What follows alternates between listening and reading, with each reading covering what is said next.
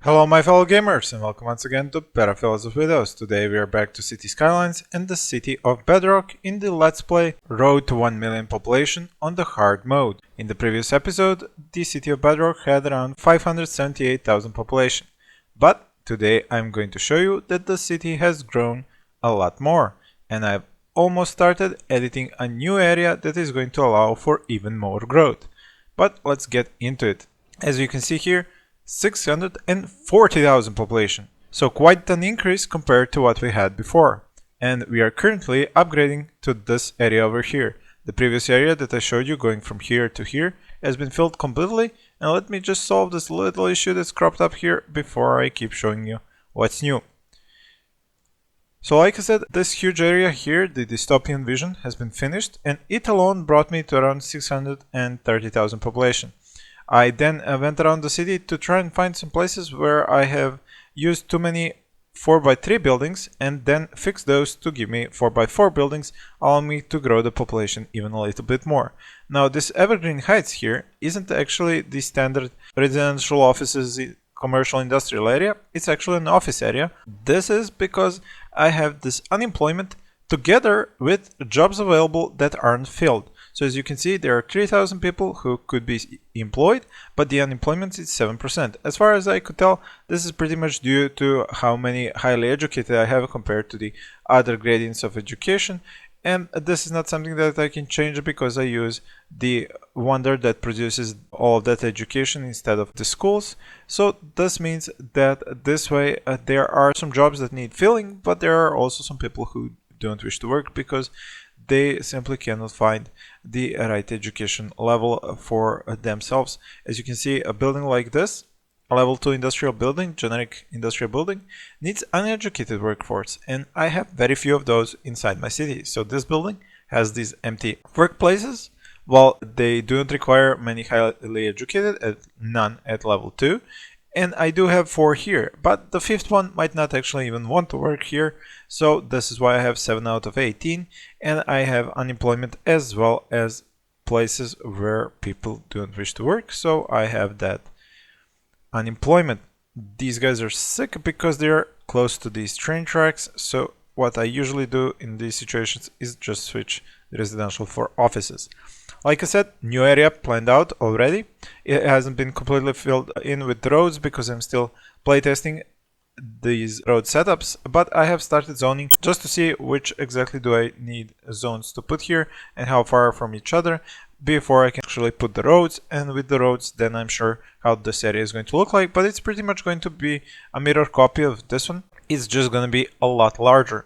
Here we have Oak Hills, which have a population of 55,000, and Birch Square, which has a population of 43,000. Also, I would like to ask you to give me more interesting names, and as you can see, I used to have these wood-based names for districts because of how I started with forestry industry in the city all that long ago, and I'll put a link to all the episodes for the playlist of this Let's Play up here on the right for you to watch if you haven't watched from the start. And also, if you like this video, please hit the like button below and leave a comment about what would you like to see more of on my channel. And don't forget to subscribe if you aren't subscribed already. So to continue, this area needs to be filled up, and when you compare it to this area, and this one has 55,000 population, this means that this one is probably going to go above 60, maybe even 70. And if I've managed to make these two at least close to each other, this is probably, although this one does look a little bit smaller when I look at it, so probably 75,000 population and more than 60. So all put together, it's going to be above 130,000 population in here, and that's going to push us very close to 800,000 population. Of course, this much population has really high requirements when it comes to power, water, and garbage.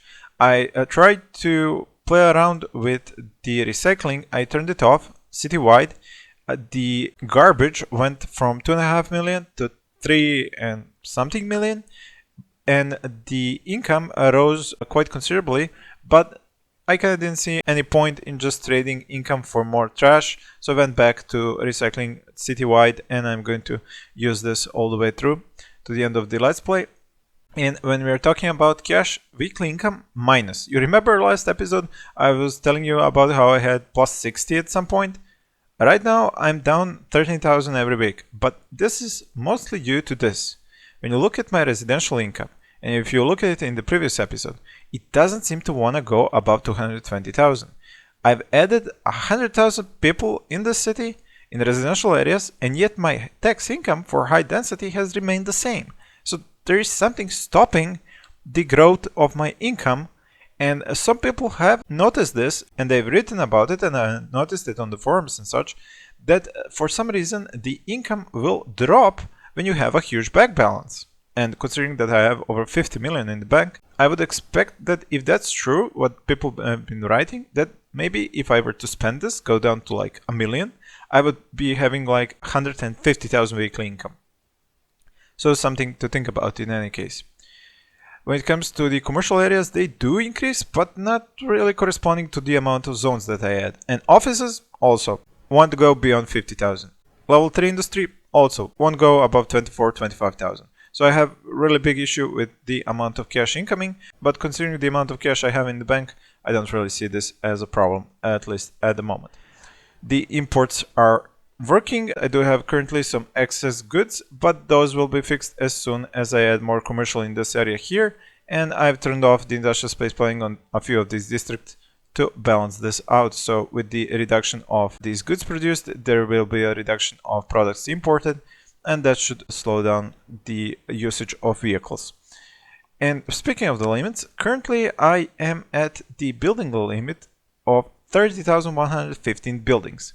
Now I did some calculations, and according to my calculations as how many buildings as I'm spending to get the population numbers that I'm getting, I should be able to get 1,050,000 population with the building score of 48,000 plus, but those do have to be 4x4 buildings. So I'm going to try and maximize the number of 4x4 buildings and possibly even go around the city fixing up a few areas like I told you at the beginning of this video. And that way I reduce the amount of buildings that I'm using up to get to this high population number. In here I think I saw one more building saying something about sickness, but nothing that I can find right now. In this part over here, I also added a cargo harbor so that I could get more imports and exports of products and goods. And also I've connected the train line underneath. You can see it here with the cargo train station, and then the next one over here, and I've used this train track to go up here, and I've exited here, and I'm going to put it in between these two highways. And probably around the middle somewhere, I'm going to put another train station, maybe even two cargo train stations. So one here, maybe one here, to supply this area with cargo. Of course, I should be able to do some more cargo harbors as well over here. Yeah, there we go.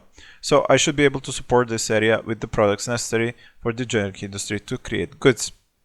So as we can see here, this area is quickly going up. We do not have any new residential areas because of those unemployment jobs open, but this is something that balances out in a while. It takes a while for the residential buildings to actually be built. I think I could even find some here that haven't finished building, although they do seem to have all finished building. So as I said, it just takes a while, and I just need to add more of these offices and these other buildings necessary for these areas to actually be able to grow.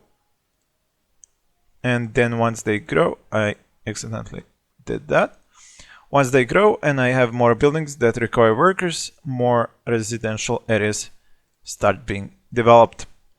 One additional thing that's really interesting is that adding bus stops is exactly what I need to get offices from level 2 to level 3 after giving them all the required services in these areas. But the trick is I don't actually even need to have buses. I just need to have the bus station, and it can be turned off, and as I create these lines for buses, these buildings will actually upgrade from offices level 2 to offices level 3 once all the services and educated worker needs have been filled. And I do not actually get any buses on my streets. I just get these buildings leveled up without actually needing any buses to actually transport population. As for more terraforming and landscaping, I don't think I will need to do anything more here. I kind of want to keep this coastline like this.